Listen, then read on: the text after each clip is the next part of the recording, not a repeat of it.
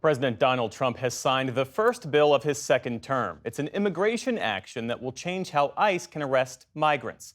The Laken Riley Act, named after a nursing student murdered by an undocumented immigrant in 2023, allows for the detention of undocumented immigrants charged with crimes related to theft. It also allows state attorneys general to sue the federal government if they think their states have suffered due to failures to enforce immigration laws. The president today also announced an executive order to open a 30,000-bed detention facility at Guantanamo Bay for deported migrants. The actions the president has taken during his first days in office extend far beyond illegal immigration, closing the door to major legal pathways of immigration as well. Our Laura Barón-Lopez is back now for a closer look at how migrants and aid groups have been navigating the changes. The Trump administration has shut down or indefinitely halted most legal avenues for migrants to come to the U.S. The revoked pathways include an end or pause to the CBP One mobile app, humanitarian parole for migrants from 4 countries, all refugee admissions, and a protected status extension for more than 600,000 Venezuelans. Joining me now to discuss the impact of all this is Jennifer Babai. She's Director of Advocacy and Legal Services of Las Americas Immigrant Advocacy Center in El Paso, Texas, and Krish O'Mara Vignarajah, President and CEO of Global Refuge. Jennifer and Krish, thank you so much for joining. Jennifer, I want to start with you on CBP One. That's the Biden-era phone app that allowed migrants to schedule an appointment at a legal border entry point to be processed by American immigration officials. And Trump's border czar Tom Homan recently was asked about this. All appointments through the CBP app have been canceled. That is a legal way to claim asylum and get in the country. So what should people do who are seeking asylum? How do you do it?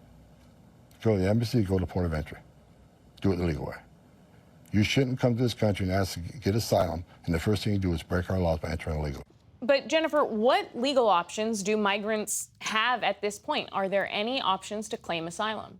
At this point in time, no. There is no pathway to asylum at a port of entry or in any other manner in the United States. And I do need to correct the record that CBP One was the legal way up until the 20th of this month with the suspension of CBP One. That was very much a legal system. It was enacted as part of another executive order that was issued by President Biden at the time.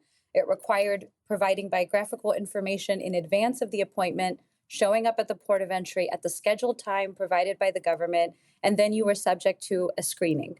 And so now that that has been taken away, we have no pathways. Krish, the president also halted all refugee resettlement and funding for organizations like yours. Explain the scope of who is impacted and what this means for refugees that were ready to come to the U.S., but also those who are already here. It is having a sweeping impact, although I'll acknowledge that confusion rules the day. We are actively seeking clarity on what this means for our Afghan allies, refugee families, because it has been difficult to overlay the executive orders against the stop work order, against the agency's waivers, and then, of course, the federal injunction.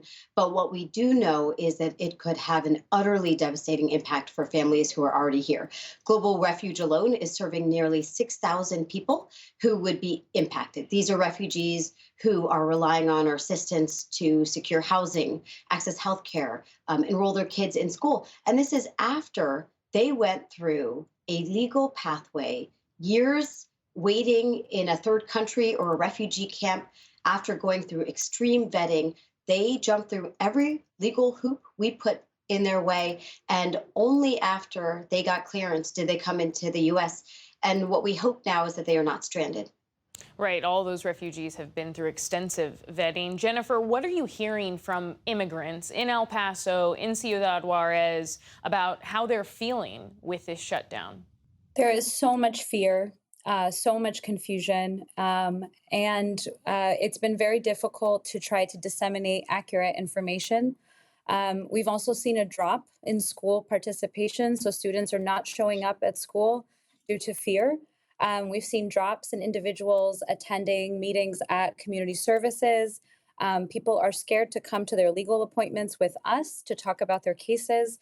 It's devastating, and our role in the meantime is to try to provide some sense of security and a promise that we're not going anywhere while we try to figure out what's going to happen next. Jennifer, what are you advising immigrants do, the ones who are stuck in limbo, who don't have that pathway through CBP-1, who had their appointments to claim asylum and to go through the process canceled? These conversations have been really difficult. There's a team of us that have been going into Ciudad Juarez and trying to explain what the current situation is. The answer for now is we don't know what's going to happen next, but at this point in time, it doesn't look like your appointment's going to be rescheduled. And because of that, we're advising families to make safety plans, to decide where they can go next, with who, to keep their children safe, to secure housing. There's a lot of life planning that needs to go on for individuals who never intended to remain in northern Mexico, but were instead hoping that they were going to find safety with that appointment to come to the U.S. Krish, the president has also shut down humanitarian parole for migrants from Cuba, Haiti, Nicaragua, Venezuela, and he's also now revoked that extension that we mentioned for hundreds of thousands of Venezuelans who had temporary protected status. What signal does it send that the U.S. is not open to people fleeing danger? Look, these types of decisions have a devastating impact for people who have built their lives here. Many have fled unimaginable hardship, political violence, food shortages, a collapsed economy. And it's not just the 600,000 Venezuelans, for example, who are impacted. These are families, workers, parents of U.S. children who now face the terrifying prospect of being forced to return. And I think that's where, it's such an important emphasis in explaining that though there's been so much focus on the response to undocumented immigrants, unauthorized migration, the brunt of these executive orders really seeks to dismantle existing legal immigration systems. And what that means when you throw wrenches into gears that had started working in creating functional and orderly legal pathways to the U.S., it means that a deterrence only approach is going to lead people who in some cases are so incredibly desperate because they are fleeing for their lives, for the lives of their children. What happens is they, out of fear, will do whatever it takes to reach safety. And what that means is that many will pay their life savings to cartel smugglers. That's how U.S. immigration policy can end up pushing people towards exploitation and ultimately line the pockets of the very transnational crime organizations we're trying to fight. Jennifer Babai and Krish O'Mara Vignarajah, thank you so much for your time. Thank you. Thank you.